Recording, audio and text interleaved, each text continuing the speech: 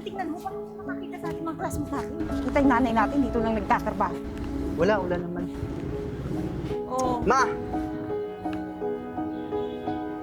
Maon. Kumain ba kayo ng almusal? Paano kami kakain? Pangit ang ulam. Paulit-ulit na lang. Hotdog na naman yung niluto mo. Oo, madilim pa. Niluto ko na nga yan para makakain kayo. Ano ba kayo? Ma! Burgang-burgan na kami sa hotdog. Hotdog na lang lagi. Hotdog, tosino, hotdog, longganisa. Oo, hati na kayo dito. 100 lang? Pagkasyahin nyo na muna. Abay, wala pa akong sweldo. Anong mabibili namin dito? Mamaya pupunta ka doon anit. Eh ano ibabayad ko dun sa projects na hinihingi ngayon ni ma'am? Wala kang pera tayo kundi yan. Mamaya Mas pupunta sinabi ako. ko na yun sa'yo noong nakaraang araw eh. Oo. Ngayon yung deadline nun. Pupunta mamaya ako kay Aling Karing. Baka meron siyang labada doon. Maglalabada ako nang makabayad kayo sa school. Eh, paano kung wala siyang labahan? Eh di hahanap ako. Basta pagkasyahin nyo na muna yan. Hindi pa naman kasi kumain ng almusal. Para kahit pa paano busog kayo. Eh anong ibabayad ko ngayon sa project? Wala pa nga akong pera rin. Yan lang ang pera niya sa bulsa ko. Eh saan ako kukuha ng pera ngayon? Di ba nanay ka? Responsibilidad mo yun? O sabihin mo bukas na muna. Sabihin mo kay ma'am, bukas na muna. Maglalabada nga ako mamaya. Pag ako bumagsak, ikaw yung may dahilan nun ha? Manaman, puro ka ng bukas eh. Paano na yan? Malapit ang exam namin. Yung tuition fee namin, di pa nga fully paid. Paano kami makaka-exam? Promissory note na naman? Kasi ba naman nagsasabadot din ko. Kung ako tinutulungan yung maglabada, eh di pare-parehong may dagdag kahit pa paano. Ang lalaki nyo na eh. Ma, huwag ka magreklamo. Responsibilidad mo yun. Di ba nanay ka namin? Di naman namin ginusto maging anak mo eh. Alam mo kung meron lang kaming choice, hindi kita pipiliing magulang. Ayoko ng ganitong buhay. Napakahirap. Mahirap pa sa daga. Pangit mo? Ikaw pa nang nanay namin. Ano kuya? Paano na to? 100 lang ang pera natin. Tsaka huwag ka masyadong magwawali sa school ha. Nakikita ka ng mga classmates namin. Malaman pa ikaw yung nanay namin, nakakahiya. Ano, didiskarte na naman ako. Sama ako. Lang kwentang ina. Bobo naman itong kakampi ko. Yan, napush na yung mid. Eh kuya, ginagawa mo dito? Ba't hindi ka pumasok doon sa klase mo? Papasok pa ako. Wala din namang kwento yung mga teacher ko. Sa akin nga rin eh. Kaya nga nag-cutting classes ako. Alam mo, nakakasura na yung mukha ng teacher ko. Paulit-ulit na lang din yung mga sinasabi. Memorize ko na eh. Tsaka gaganahan ka ba pumasok 50 pesos baon mo? Wala rin kasing kwento yung nanay Sali ako. natin. Mamaya, next game. Ngayon na. Mamaya, matatapos na to. Ano ba yan? Boring na nga. Nandito lang pala. Kanina pa ako umikot ng school nyo? Sabi mo sa akin may babayaran ka. Makikiusap ako sa teacher. Yung pala wala namang babayaran. Ano ba? Lagi daw kayong absent pareho. Bakit? Sino ba gaganahan mag-aral sa binibigay mong baon sa amin? Tapos pinapakain mo sa amin araw-araw hotdog. Tingin mo magkakaroon ng nutrients yung utak namin? Naiintindihan mo ba yung sinasabi ka? Ha? Maghapon ako nagwawali sa tirik ng araw. Kahit bumili ng tubig na iinumin ko, hindi ko ginagawa para idagdag sa baon nyo. Huwag mo akong sumbatan ng sumbatan. Matama na nga. Guys, scandal ka dito. Tingnan mo yung mga tao. Ano ba yan? Nakakahiya. Huwag niyo akong sumbatan ng sumbatan dahil ginagawa ko lahat. Yung maghapon ako nagwawali sa karsada, sa gabi maglalabada para sa pagpasok nyo. Pagkatapos makikita ko nagbubulak-bulak kayo. Ma, wala kaming panahon sa mga ganyang emote mo dito pa talaga sa public. Eh bakit? Hindi ko alam gagawin sa inyong dalawa talaga. Hindi mo alam? Hindi ka ba marunong dumiskarte para naman lang dagdagan yung baon namin? Ikaw, bilang nanay, okay lang sa'yo na araw-araw lang kami kumakain ng hotdog, tosino? Salamat kayo may hotdog akong iniahain sa inyo. Kahit to sino meron din. Ang dami kayong taong gutom, ang daming batang gutom. Ang daming hindi kumakain, pero hindi ko yung ginawa na malagpasan kayo ng almusal. Ma, wala akong panahon sa mga ganyang emosyon mo. Ano ipapasalamat namin sa hotdog? Araw-araw. Ikaw, masaya ka ba doon? Hindi ako masaya, no? Tsaka ma, pinili mo tong buhay na to, di ba? Eh di magtiis ka. Kami hindi namin kaya. Konti na lang talaga, aalis na ako sa pamamahay natin. Alam mo kung aalis ka, sasama ako. Itinaguyod ko yung kayo mula bata pa kayo. Solo ko! Dahil wala na kayong ama, hindi mo ba naiintindihan yon? Dapat sa edad nyo yan, nakaagapay na kayo sa akin. Matanda na ako, pero nasa karsada pa rin ako hanggang ngayon. Eh ano gusto mong gawin namin? Tumigil kami sa pag-aaral? Tulungan ka maging tupad? Wala akong sinasabing tumigil kayo sa pag-aaral. Kaya nga nagkakandahirap ako eh. Kaya nga, Ang boss ko na, lakas ko, pagod ko. Para sa inyong dalawa, anong ginagawa niyo? Nagbubulakbol kayo? Ikaw nagsusugal ka? May gana ka pang magsugal? Naisugal mo pa yung kaprasong ibinibigay ko sa'yo? Naisugal mo pa? Matama na nga! Masyado mo na kaming pinapahiya dito.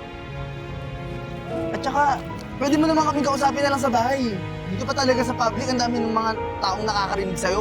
Yun, marinig nila. Kung anong pinagagagawa niyo, mga estudyante kayo? Yung nanay niyo nagwawali sa kalsada, hinahayaan niyo? Bakit ma? Kala mo kung makapagsalita ka, sobrang nataguyod mo kami ng maayos ha? Eh di kung naghanap ka ng mas maayos na trabaho, eh di hindi sana kami ganito. Yes. Narinig mo ba yung sinasabi mo? Hindi lahat ng nanay kaya yung ginagawa ko. Yung ibang nanay nilalansak na lang yung anak nila dyan kung hindi nila kaya. Pero ako magmulat sa pool at pinagkuyod ko kayo.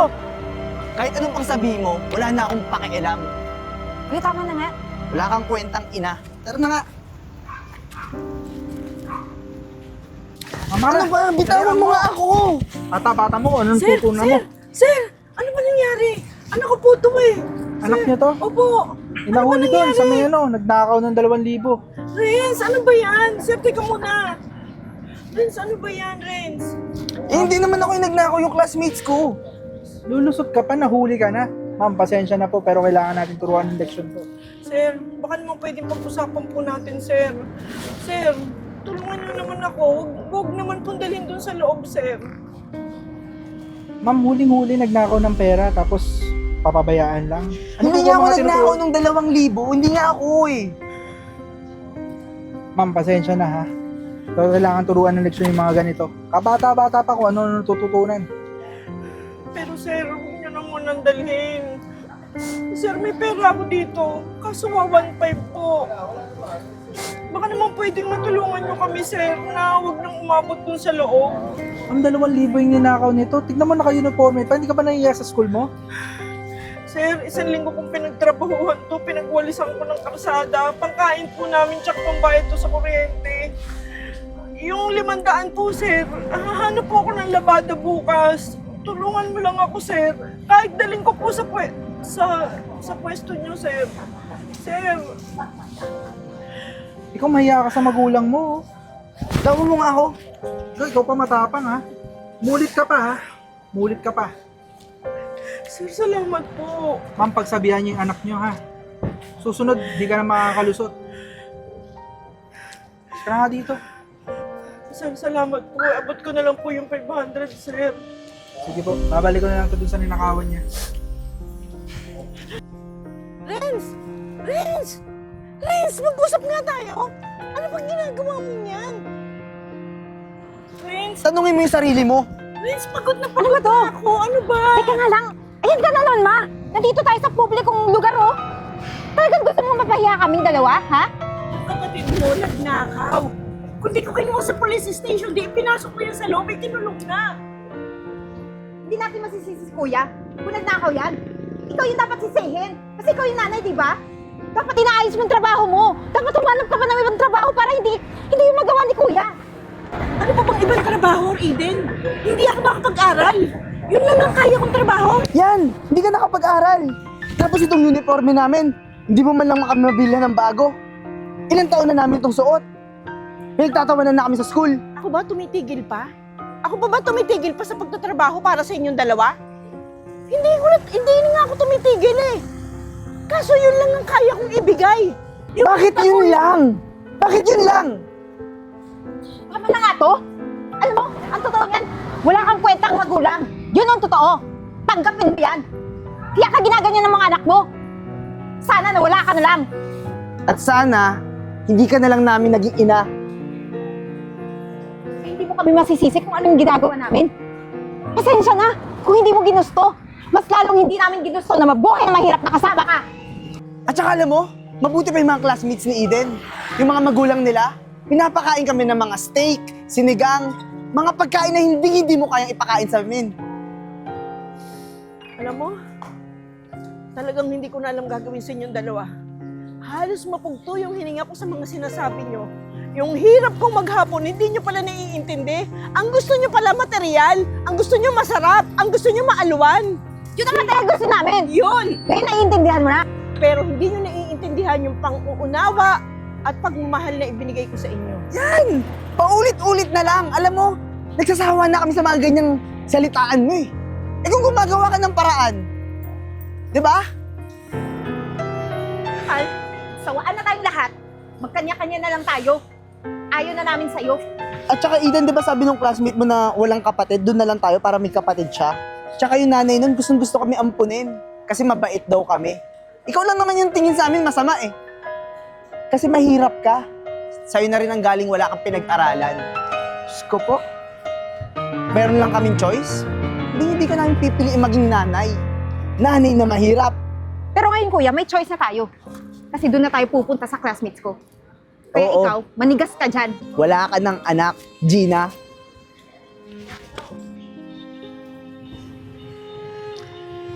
Ano yun? Matanda ba yun na umiiyak? Ay, kawawa naman si Manang. Teka lang. Diyos ko po. Yan. Diyos ko. Wait lang ha. Taasan. Ang hirap ng takong. Ko po. Manang. Manang. Uy, ba't ka umiiyak? Diyos ko, kawawa ka naman. Tabihan kita ha. Wait lang. Okay ka lang ba? Oo. Kasi po, mga anak ko nilayasan ako. Hala, bakit? Anong nangyari? Sir, nagwawalis lang po ako ng kalsada at labandera. Hmm. Yun lagi pinag-aawayan namin na walang kwenta akong ina dahil hindi ko maibigay yung ayos para sa kanila. Walang kwenta ako, sir! Walang Naku, akong kwenta, sir! Relax. Ano ka ba? Napakawalang ano naman yung mga anak mo. Walang utang na loob. Teka, tumahan na po kayo. Sagdali. Ano ba? Kumain na po ba kayo? Sir, ang sakit-sakit ng loob ko. Yung pagpamahal ko, yung pag-iintindi ko sa kanila, hindi nila nakita yun. Naku Ang po. naiintindihan lang nila yung hindi ko maibigay yung para sa kanila. Naku, ma'am, pasensya na ha. Ito masasabi ko. Hindi nila nakikita yung halaga mo. Pero alam mo, kasi ako namimiss ko na rin yung mami ko eh. So ako nakikita ko yung halaga ng isang ina na butihin katulad mo. Kung gusto mo ganito, ma'am, magkano ba sinasahod mo dito sa pagwawalis mo tsaka paglalaba? 300 po isang araw. Diyos ko, baba naman pala. O ganito, ma'am ha, marami kasi ako negosyo dyan sa SM tsaka sa Robinsons. May mga food stall ako, mga pwesto ko doon ng mga kainan. Kung gusto niyo, ma'am, tulungan kita. Talaga po, sir. Oo, malay mo, di ba, kapag lumaki yung sahod mo, o di bumalik sa iyo anak mo, magbalik loob. Tapos, pag masipag ka, malay mo maging manager ka. Sir, salamat po. Mapapagkatiwalaan niyo naman ako, sir. Promise, gagawin ko talaga. Oo naman, Diyos ko, nakikita ko naman mabuti yung puso mo. Yung manager kasi tatanggalin ko na yun. Napakawalang kwenta rin nun eh. So ikaw nila ipapalit ko. Pero tingnan natin yung trabaho mo, bigyan kita ng mga 3 months. Palay mo, ikaw na yung magmamanage ang buong mga stall ko doon sa SM. Sige po, sir. G, o sama ka sa akin, pakainin muna kita. Tara, let's go. Oh, okay ka lang ba? Ano kuya? Ano lang plano mo ngayon? Ha? Hindi ko alam. Hindi mo alam, ha? Yung pagnakaw mo ng pera dun sa magulang ng classmate ko, inisip mo ba? Sumasakit yung ulo ko sa'yo.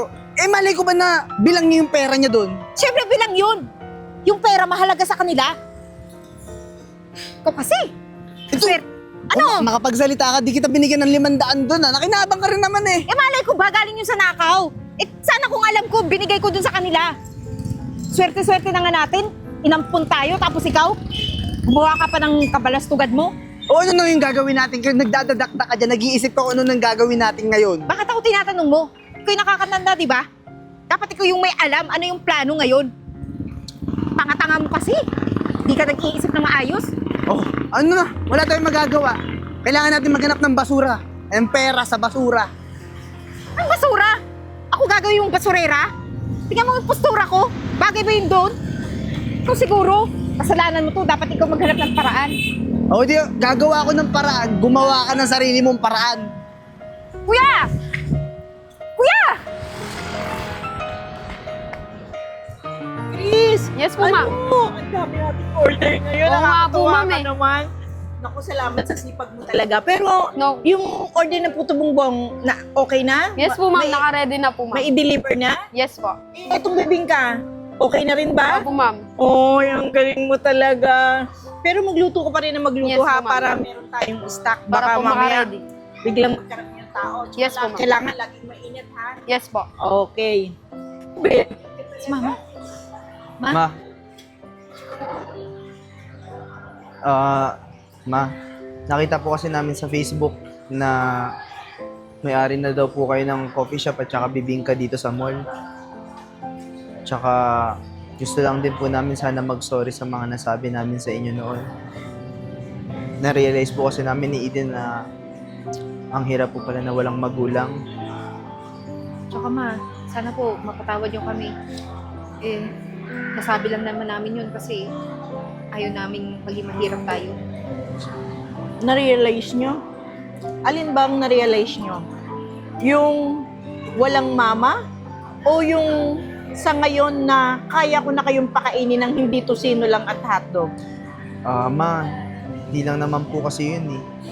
Na-realize ko po na hindi po tama na sumagot sa magulang kahit na sobrang hirap ng buhay. Kasi kahit anong mangyari, kayo pa rin po yung nanay namin. Tama si kuya. Sana po magsimula tayo ulit.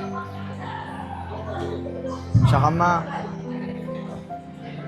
nakakahiya man sabihin, hindi naman po sa dahil mayaman na kayo o may nakuha na kayo ngayon sa buhay, kaya lumapit kami. Pero, yun nga po, na-realize namin na kailangan po namin kayo sa buhay namin bilang isang ina. Kasi, napakabuti niyo po sa amin noon eh. Pero hindi po namin yun nakita. Ayun. Yun ang gusto kong marinig, Renz. Yung bagay na hindi nyo nakita. Hindi nyo alam kung gaano ko kayo kamahal magkapatid. Lahat ginawa ko para lang ma-survive yung pang-araw-araw natin. Alam mong wala kayong ama at ako lang ang nagtataguyod. Pero blanco ang isip nyo sa bagay na yon. Gusto ko lang makabawi sa inyo bilang isang anak na bibigyan kayo ng pagmamahal na kailangan niyo. Yung kaya kayong irespeto. Kasi ma, sobrang hirap ng pinagdaanan namin ni Eden sa kalye. Tapos doon po namin nalaman na kahit na nagtutupad lang po kayo noon, masaya na may hotdog pa rin kami nakakain o tosino na galing sa inyo, na kayo po yung nagluto. Totoo naman na isang bagay, ano? Kailangan maranasan nyo bago kayo matuto. Ngayon na natutunan nyo na yung lahat, may second chance pa naman kayo. Dahil wala namang magulang na nakakatiis sa anak. Siyempre, mga anak ko kayo. Pero, ang gusto ko, ipagpatuloy nyo yung natutunan nyo. Magbabanat kayo ng buto. Hindi pwedeng si mama lang. Kailangan may teamwork tayo. Kailangan ang bibingka at saka yung mga kapihan natin at yung isa pang branch doon, pagtulong-tulungan natin. Hindi pwedeng si mama lang. Naintindihan niya? Promise. Salamat po, ma. At mag-aaral na rin po kami ng mabuti. Promise? Promise ma. Promise po. Tsaka, ma, hindi po namin inaasahan na papatawarin niyo kami sa kabila ng lahat ng ginawa namin. Tsaka tanggap naman namin kahit hindi niyo kami patawarin eh. Pero nagagalak po kami na tinanggap niyo kami kahit pa paano. Ma, babawi kami ni Eden. Mula nang umalis kayo, Eden, nanay akong araw-araw nag-aantay sa pagbabalik mo.